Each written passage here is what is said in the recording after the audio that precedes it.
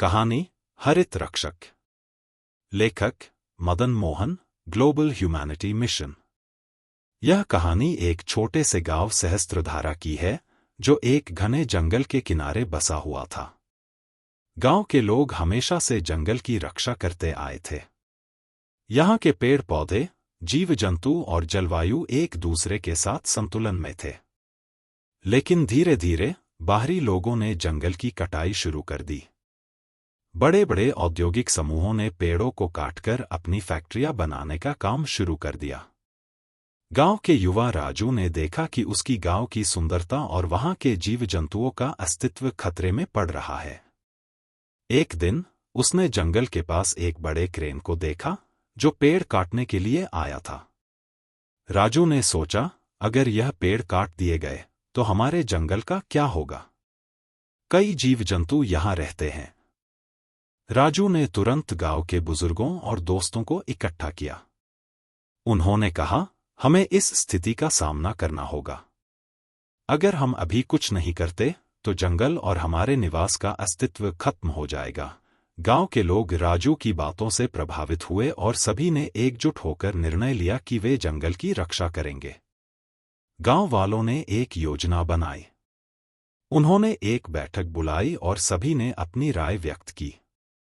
कुछ ने सुझाव दिया कि वे स्थानीय प्रशासन से शिकायत करें, जबकि दूसरों ने सोचा कि उन्हें धरना प्रदर्शन करना चाहिए। अंत में यह तय किया गया कि वे एक शांतिपूर्ण प्रदर्शनी करेंगे और जंगल की रक्षा के लिए लोगों को जागरूक करेंगे। गांव वाले एकत्रित हुए और बड़े बड़े बैनर लेकर जंगल के किनारे खड़े हो गए। उन बैनरों पर लिखा था, हमारा जंगल, हमारी जिम्मेदारी। उन्होंने जंगल की सुंदरता और उसकी महत्ता के बारे में गीत गाए और नारे लगाए। यह दृश्य बहुत आकर्षक था और पास के गांवों से भी लोग आने लगे। प्रदर्शन की खबर स्थानीय समाचार पत्रों में छपी।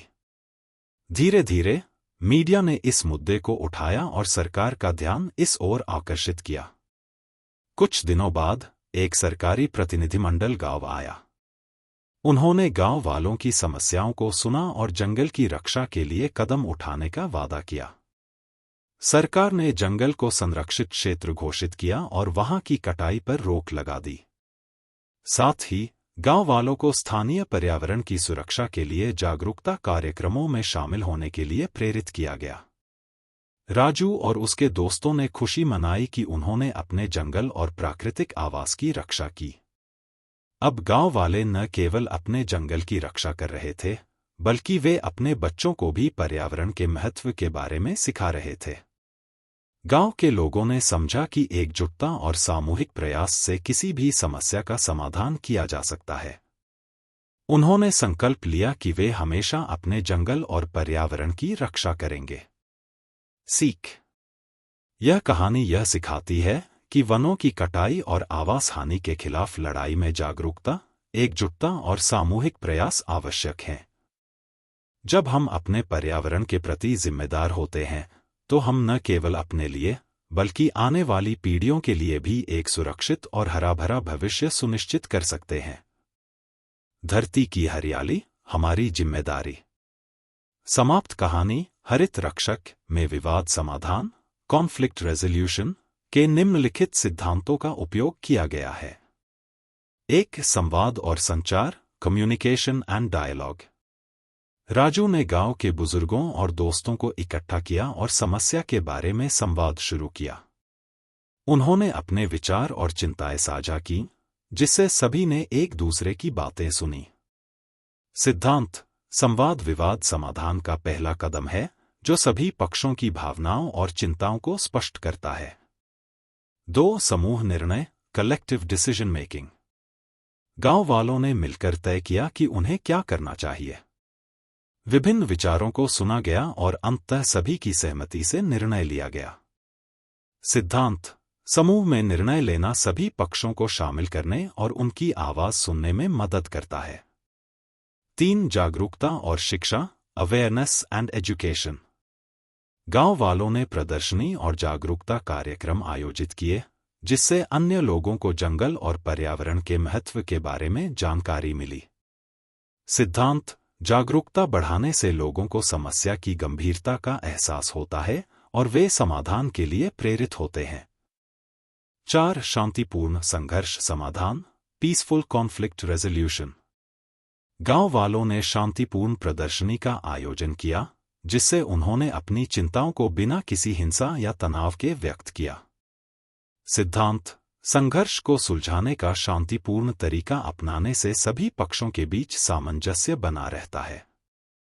5. सरकारी हस्तक्षेप, गवर्नमेंट इंटरवेंशन।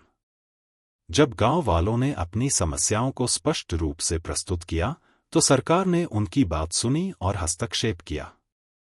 सरकारी कार्रवाई से उनकी चिंताओं का समाधान हुआ। सिद्धांत: उचित समय पर सरकार या किसी प्रभावशाली संस्था का हस्तक्षेप विवाद को सुलझाने में मदद कर सकता है। 6. दीर्घकालिक समाधान, लॉन्ग टर्म सॉल्यूशंस। गांव वालों ने न केवल तुरंत समाधान खोजा, बल्कि उन्होंने अपने बच्चों को पर्यावरण के महत्व के बारे में सिखाकर दीर्घकालिक समाधान की दिशा में भी काम किया। सिद्धांत: समस्याओं का स्थायी समाधान ढूंढना महत्वपूर्ण है, ताकि भविष्य में ऐसे मुद्दों से बचा जा सके। 7. सकारात्मक दृष्टिकोण, पॉजिटिव एटीट्यूड।